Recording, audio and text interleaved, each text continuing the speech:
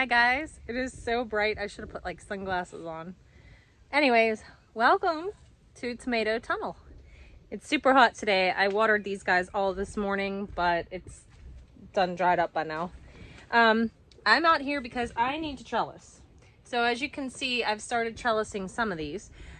Here's the thing. I'll sit you guys down and we'll have a chat for a second. Okay.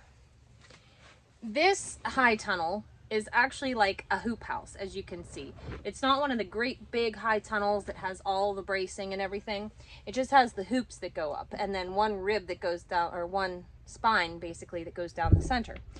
So when you're trying to trellis tomatoes, that kind of makes it difficult because most people have all of that bracing system and then it's real easy to just tie off to. So in this situation, I have the center and you can see I tied my strings off to that.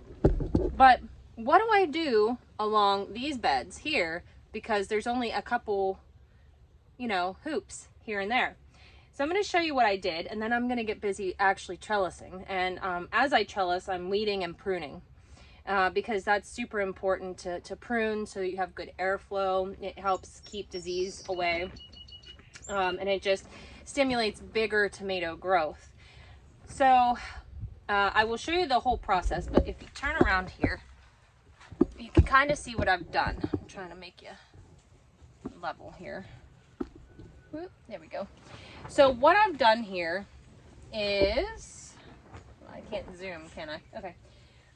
Right here on these metal ribs, these hoops, I've put self-tappers, and I let them stick out probably about ½ inch.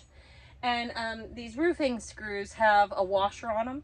So then I just came across with fencing wire. I made a loop at that end and I just twisted around each one. And that gives me a pretty rigid wire that I can then tie my twine off to. So I tie the twine. I'll turn you guys around real quick. Here we go. So you can see here. I tie the twine to the wire and I bring it down to the tomato plant here. And you can see I have clips on the tomato plant. And then at the bottom, there's a landscape staple. Can you see it right here? A landscape staple that the twine is tied off to. So that's my trellising system. So I have to come through here. So this one only has one clip. No, that one has two. But I'll probably move the one clip up a little bit now that we have more growth. But see, this one was completely laid over. You could see where it was laying over, like this guy here. And now he's upright. And it's going to allow for a lot more airflow. And as you can see, these guys, I need to take the suckers off. So right in the armpits here, you take those off. That's how you just come through and you prune them. There, and that guy's done for now anyhow. So that's what I'm gonna do, and I'll put you guys on a time lapse so you can check it out.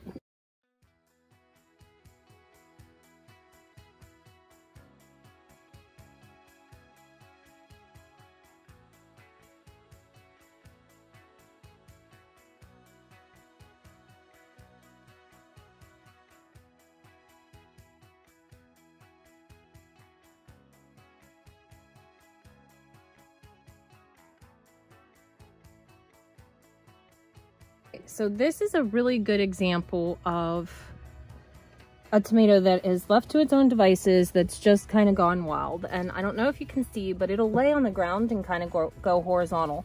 And eventually what would happen is this part that's laying on the ground back here will send out little roots, little runners, and it will root itself to the ground.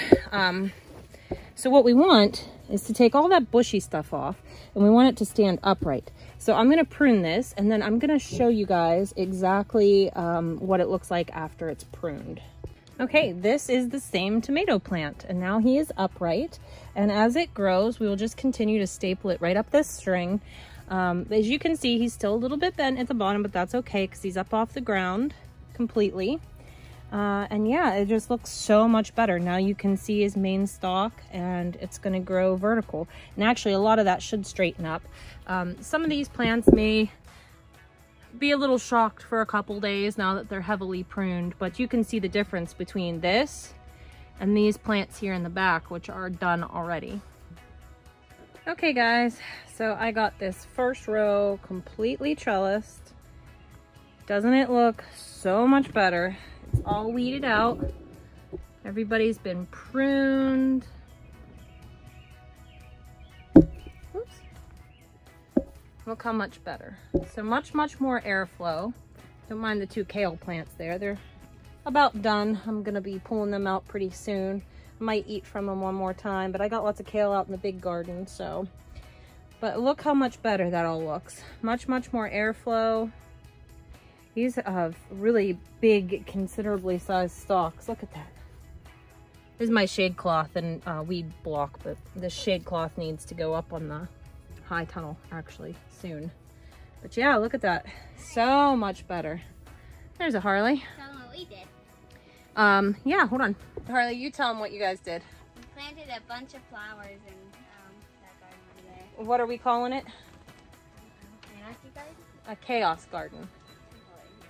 So I had a bunch of flower seeds and herbs, dill, some beans and stuff like that, and they essentially just mixed all the seeds together in a bucket, and they spread them in an area that I don't have anything growing this year, so it's gonna kind of act like a ground cover, but then it's just gonna be beautiful and abundant, hopefully. Did you guys spread the hay on it? We didn't need to. There's a bunch of loose dirt. Oh, hang on. I see it. Yeah, I see it. There's a bunch of loose dirt and everything. Okay. We didn't need to, and then we placed some in the hay, and then it's in with the grass too. Okay. So we'll see if that grows. I'll keep you guys posted on that. That's a fun little project for the kids to do. But, ooh, as you can see, I am baking in this high tunnel. Okay, very good. Well, if I don't get to say bye, bye. So this is all looking really good. Now I just have 2 rows in this bed to do, and then that side over there. I say just. That's a lot, but it's coming along. I might take a quick break while I make some dinner. Ooh, that breeze in the doorway feels really good. But I might take a quick break and make some dinner and come back and try to tackle more of this once it gets a little cool. The only thing I have a problem with doing that is if I walk away from it, I may not make it back to it. So I probably should just push along and see how much more I can get done. But I better go get a drink before any of that, because if not, it won't be good. Okay, guys. I am almost finished. I ran out of staples, so I still have this bed here that I have to do. I have to weed it and trellis it, but we will real quick go through and talk about the varieties. Okay, so we'll start over here in the bed well, first let's talk about the elephant in the room. These guys I still haven't planted out yet. These are like beefsteaks and little red cherries. I really have to get them out. But they are thriving. Right now they're not because I moved them and I disturbed their root system a little bit, but I have to plant them. Behind here we have 2 Heinz Classics. So these guys right here. There's some weeds here because we just pulled out the rest of the beets. So these were our 2. One. What's that? No, that's okay. That one's like practically barely there. Okay, so 2 Heinz Classics, and then this whole bed here is Aunt Ruby's German Green. So I'm experimenting with trying to do some heirlooms and hybrids in this high tunnel to see what performs and what doesn't. So this whole thing this year is an experiment. So the Aunt Ruby's German Green, I planted them outside last year and I loved the tomato, but I didn't have a great performance because I had a lot of disease and a lot of pest damage. So far, I would say these plants are performing better than they did out in the regular garden last year. So I'm really excited about these. I mean, look at the stalk on this thing. And it is straight. It's a beautiful plant. And it's already got blossoms. We're going to be eating tomatoes soon, guys. Okay, this next group of tomato plants are the Giant Pink Belgium. So I purchased these and one other variety, which I think that one's out there. when I was afraid that I wasn't going to get my seed order in time to start seed starting. These giant pink Belgium I bought to compete with the striped Germans. Look at how big it is. Yeah, so some of these are absolutely beautiful. I missed this one with the staple, so I have to get this one trellised up when I come back. But these guys are all pruned and they're all ready to go. These are striped German. I don't know why that one is so puny. When I planted these guys, they were the same size. That one didn't grow, this one did. Yeah, this is the other one. This is the striped German. Okay, so we're going to move around to here. Careful with your wiggling. I'm sorry. I know you're limping, I know. These ones back here are actually the large red cherry tomatoes. They're just your run-of-the-mill, and they're actually not that large. They're a little itty-bitty, really yummy tomato, kind of just generic, but delicious. The rest of this entire bed is Blue Beech. Now, I have planted Blue Beech before. They are a sauce tomato, a paste tomato, and I planted them out there in, well, obviously, this is the first year I'm planting tomatoes in here. The tomato themselves are massive, and you can use them as a slicing tomato. I found that they had a really delicious flavor. We really did like them, but again, we were hit that year that I planted them with a lot of blossom end rot, and I had a lot of hornworms and some other pest damage that really hindered the amount of yield we had. So I'm planting them in here this year in order to see if they perform better. I did not plant them last year. I opted for some other classic ones, you know, your San Marzanos and your Romas. I didn't love them. So I'm still in the hunt to try to find a paste tomato that I personally really love. I really did like the flavor of these Blue Beech tomatoes, so that's why I went ahead and did an entire bed, and we'll see how they do. So far, the plants themselves are gorgeous. They're quite upright. They're very sturdy. Some of them are a bit puny. That one's huge. Yeah, some of them are really, really nice. But if you look, just the growth on them is really nice. So we'll see what happens. And the lettuce. Yeah, I have one head of lettuce in here. We'll nibble on that one until it starts to bolt. We just ripped out another one that bolted. All right, over here we have... Jade. I have a couple cabbages. Now, I do have to spray these. I see that there's a little bit of pest damage on it, but ultimately I'm pretty happy with these. This is a new variety of cabbage that I got.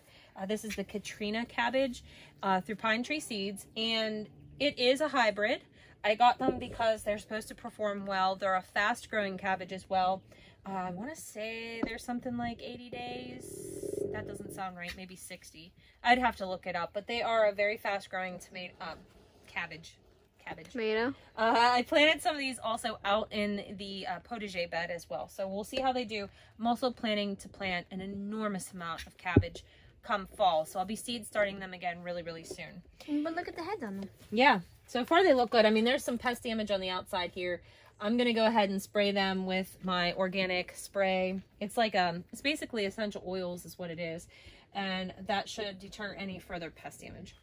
Now some of these I'm impressed with, and some of them I'm not. So it's very inconsistent. This is the same as that. These are Wapsipinicon peach. I don't know if I'm saying that correct or not, but Wapsipinicon peach, they're this really fun, they're larger than a cherry tomato. They're about yay big. I would say maybe a 2-inch fruit, and they're yellow, and they're literally fuzzy like a peach. And they're sweet, and these are Harley's favorite, and that's why I'm growing them in here to see if we can get a better yield of them. They're really great for salads or fresh eating. Just pop them as a snack. Anybody that has tried them, when I grew them last year, was super impressed with them. If you don't like an acidic tomato, but you like something that has a ton of flavor still and is very sweet, that is the tomato for you. It literally really is peach-like. It's very fruity. They're very fun. So this next group, this next small section, it starts right here and it ends the 2 after the kale there. These are Midnight Snack, and hands down, these are my favorite, dare I say my favorite tomato? No. They're a cherry tomato. Yeah. But well, yeah, I guess if you're comparing cherry. They have that quintessential tomato flavor They're full of anthocyanins, so they're super dark purple when they grow, and they're just fantastic. I just couldn't have a garden without Midnight Snack. They're my absolute favorite. They're my go-to as far as, you know, when I'm garden snacks. I will eat all that I can find. But you know what, last year I grow a lot of cherry tomatoes, and some people will say I don't want to grow that many, they're only good for salads. Last year I decided I was going to try to can them, so I just did like a water bath can. I just poured water, boiling water. I packed the jars with the tomatoes first, and then I did boiling water and a teaspoon of salt in each jar, and I just water bath canned those. And I'll tell you what, I have put those in fettuccine dishes. I have put them in with omelets. I've put them in with all kinds of things, and they taste almost as good as if you pick them fresh off the plant. So that is like my new favorite thing to do with cherry tomatoes. So I'm going to grow an abundance of them because I want to be able to use them in that way. I also think they would be great on a charcuterie board. So I really love doing the cherry tomatoes like that. If you've never tried it, you really should do it, because it's a great way to take your abundance, because cherry tomatoes typically are pretty abundant, and actually store them, not just give them away or sell them or whatnot, but you can actually put them up and use them in really great culinary ways further down the road. Okay, so here we just have some red Russian kale, some classic kale, and some Nero Toscano kale, the dino kale. These plants are coming out. They've been here for a while. We've been eating off them. I'll probably get one more harvest off of them, and I'll just take them and give them to the pigs. They'll really like that. And the last group of tomatoes I have here, this is a new variety for me. So far, I am super impressed. Look at the stalk on that one. These are probably the best performing tomatoes in this high tunnel. These are Sunrise Sauce. I got them through Pine Tree Seeds, which is superseeds.com if you guys are looking. I'm not sponsored by them, but that is the only place that I buy seeds, except for when I'm going someplace and I see them and I want to and they're cool and they don't purchase them. Yeah. Don't wiggle the camera. I know. But anyways, these are performing so well. So the Sunrise Sauce is actually an orange sauce tomato, paste tomato, and they're going to be quite large like these Blue Beach. So this is kind of my competition to see in the same growing environment which one performs better. I've never grown these before. I'm super impressed with the plants. So I hope that that is foreshadowing how the actual yield is going to be. But anyways, that is a tour of the tomato tunnel. We will just make sure that we bring you along and show you the, you know, how it turns out for us. This is not, I have 80 plants in here. This is not all of my tomatoes. I have a whole garden full of tomatoes out there. And those ones over there. Yeah, out there that, yeah, they're doing well too. But these in here are the stars of the show for sure. I have to get those trellised and those weeded, but I am so proud of how this whole tunnel has turned out this year. It's been a labor of love. I did nearly, I would say 98% of this tunnel is built and created by yours truly. Wouldn't you say, Harley? Yeah. I don't think I had much help. I had a lot of, no, I don't think so. I had a lot of emotional support from Harley. But the majority of this was built by me, and all of this tomatoes and stuff was trellised by me. So I have an immense amount of pride for how this tunnel is turning out. I cannot wait to come in here in just a month or two and have tomatoes be up high and just walk down an aisle and have tomatoes everywhere. Like that is my dream. So yeah, we will make sure to bring you guys along with us as that happens. Good. All right, guys, we have Ghost Pepper there, right there. He's been hovering in the doorway since we've been working in here. He's just adorable. He knows not to come in here. I love that turkey. I don't know what I'm gonna do when he's gone. Without hearing that and him dragging his little wings on the ground. He's just the best. Love that bird. Anyways, we're gonna sign off for tonight. We have to go do barn work and everything. This was a major accomplishment. I'm so relieved that this is done. Now, We're going to trellis tomatoes out there a different day, but I'm going to use this same jute twine, and we're not going to do the Florida weave method, but we're going to do something kind of similar, and I got to get that done soon. I also have to weed out there. Do you see that mess out there? That's, I mean, some of that is weeded and some of it isn't. That just needs weed eated. I'm actually doing grass clippings around some of them. Caleb just brought me home. He does lawn care, and some lady that he picked up as a client said, I'll just give you this push mower if you do my lawn. And he brought me home this push mower. It has a bagger on it. I've never been so excited about a push mower in my life. So I started mowing, and I'm taking the grass clippings and I'm, you know, tucking it around to try to. I am. It's the small things in life that excite me. Regardless, that is a work in progress. The potager bed's a work in progress. I will do a tour of the front yard garden on another day because, guys, we got squash popping. We got melons popping. It's good. We would just stop watching them for like two seconds. 2 seconds. And it would be a squash thing. Yeah. I can't wait. All right, guys. That's going to do it for today. I hope you guys enjoy the video. I hope you like, subscribe, share, do all the fun things. Hope you have a great day. And we will see you in the next video. Bye.